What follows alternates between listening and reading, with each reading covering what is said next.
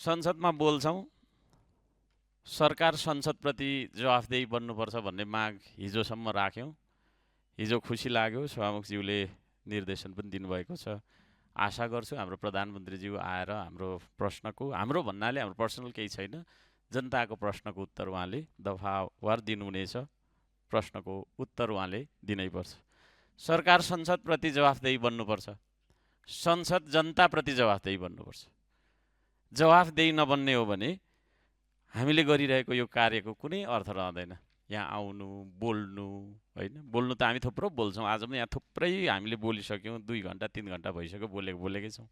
तर यी बोलेका कुराहरूको सुनवाई कसले गर्ने हो र त्यो सुनवाई गरे अनुसार कार्य हुन्छ कि हुँदैन, यो पनि चाहिँ नि हामीले गम्भीर भएर यसको उत्तर हामी सबैले दिउँ, नेपाल सरकार लगायत हामी सबैले दिउँ।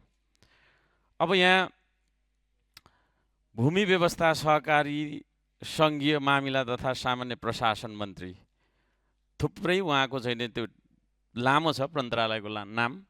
उहाँलाई म प्रश्न गर्न चाहन्छु, यो सभामुख मार्फत, संसद मार्फत उहाँलाई।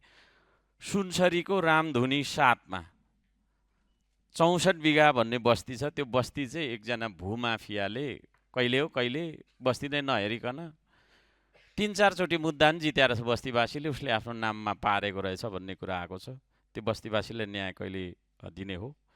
बराहा बचत तथा ऋण सहकारी संस्था धरानमा अरबौं पैसा डुबेको छ बचतकर्ताको, त्यो पैसा कहिले पाउने हो?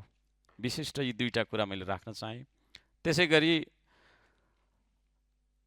सुनसरी 1 लगायत देशैभरि हामीले योजनाका मागहरू, लिस्टहरू बुझाएका छौँ सम्बन्धित मन्त्रालयहरूमा।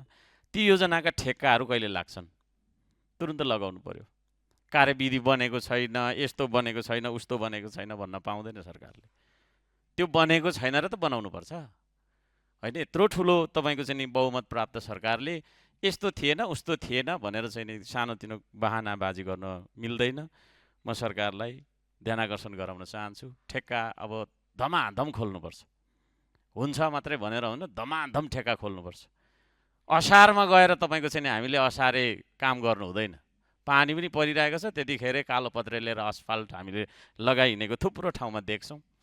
काम नगर्ने ठेक्का तपाईँको चाहिँ नि गर्ने निर्माण व्यवसायीहरूलाई कारबाही पनि गर्नुपर्छ। त्यसमा पनि मेरो पार्टी तेरो पार्टी नभनिकन चाहिँ नि हामीले, होइन, तथ्यको आधारमा, गुण र दोषको आधारमा चाहिँ नि कारबाही चलाइयोस् भन्ने माग पनि म गर्न चाहन्छु। यो कानुनी झमेलाहरू थुप्रै छन् विकासका लागि बाधक। हामीले चाहिँ नि जनताले हामीलाई डेलिभरी, होइन, विकासको चाहिँ नि तपाईँको चाहिँ नि डेलिभरी खोजेका छन्, तर हामीले चाहिँ कानुन मात्रै सोझाइरहेछौँ। यहाँ पनि थुप्रै छ, कानुन थुप्रो रहेछ यो देशमा, कानुन थुप्रो रहेछ। ती सम्पूर्ण कानुनहरूलाई चाहिँ नि सोझो कानुन, बुझ्ने खालको कानुन, या उता जहाँ जे लेखिएको भए तापनि भन्ने खालका कुराहरू हटाएर सामान्य तपाईँको चाहिँ नि वाक्यहरूमा सबैले बुझ्ने खालको कानुन बनाउनु। नेपाल बहस टेलिभिजन खोजमूलक पत्रकारिता।